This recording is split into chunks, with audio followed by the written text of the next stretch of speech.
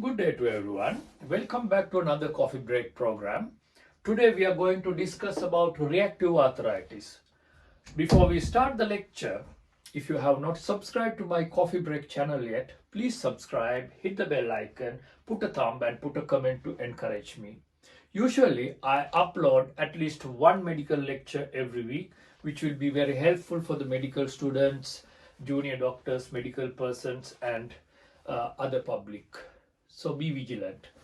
Reactive arthritis, as the name suggests, it's a reaction. What kind of a reaction is it? It is immune mediated reaction which happens after a bacterial infection as a result of recognizing some body tissues as foreign substances by the immune system. Usually it happens after 1 to 3 weeks of certain bacterial infections. For an example, sexually transmitted bacterial infections like chlamydia or gastroenteritis caused by Salmonella, Shigella, Campylobacter, Yersinia pestis or E. coli. There are some other infections as well which can end up with reactive arthritis, but usually these bacteria are gram-negative bacteria.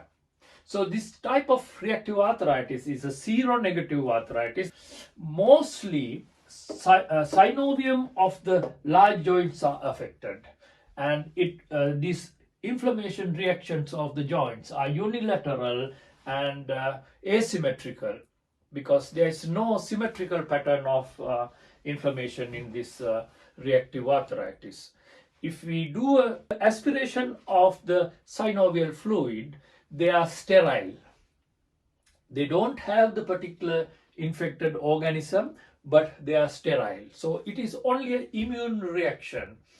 And usually males are more affected than females, and 40 to 50% of patients who get this reactive arthritis are HLA-B27 positive people. This is a seronegative spondyloarthropathy. Rheumatoid factor is negative and anti-nuclear antibodies negative, and anti-CCP antibodies are negative. Seronegative arthropathy. It starts as sudden onset, if not treated, lasts about a month, and asymmetrical presentation. Usually knee joint is affected, but 1 or 2, 3 more joints can be affected. Spine, sacroiliac joints, ankle and other major joints can be involved. Lower extremity joints are mostly involved, and the age group is around 30, 40, 50 years of usually a male. Even though it presents as a sudden onset of an inflammation of a synovial joint and joint pain and inflammation, it can affect extra joint particles, parts of the body, and there are extra joint involvements in reactive arthritis as well.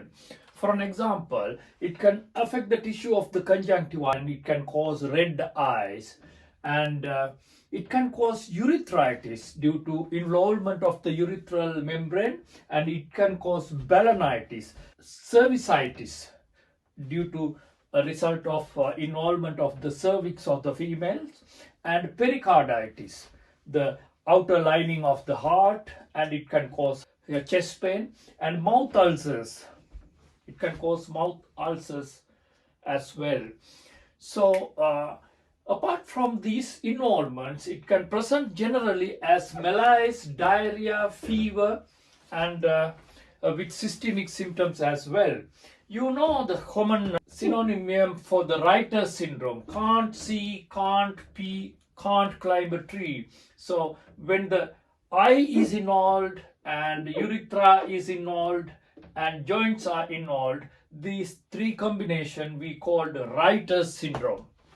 And if two of these things are involved, we call it partial writer's syndrome. Apart from these presentations, you can have some patchy involvement of the palms and the soles as well. The involvement of the palms and soles, uh, it is called Keratoderma belonorhegicum. You can see yellowish dark patchy involvements of the palms and soles of the patients, and this is also a presentation of writer's syndrome. Diagnosis of reactive arthritis is mainly depending upon the clinical presentation, recent infection, and we have to exclude the other possible causes of major joint involvement. For an example, we have to do a joint aspiration and rule out septic arthritis, and we have to exclude crystal arthropathy, and then we have to get the supportive measures like positive HLA-B27 and negative rheumatoid factor, and recent infection and the history followed by 1 to 3 weeks after infection. And the treatment is mainly depending upon the symptomatic aspect of the condition. Usually we use non-steroidal anti-inflammatory drugs, steroids, or any other supportive therapy. If the infection is persistent, we have to treat the infection as well. So hope you gathered some knowledge from my lecture about reactive arthritis. And if you have not subscribed to my channel yet, please subscribe, put a thumb, hit the bell icon, and put a comment to encourage me. And let's meet next week with another medical lecture. And until then, goodbye.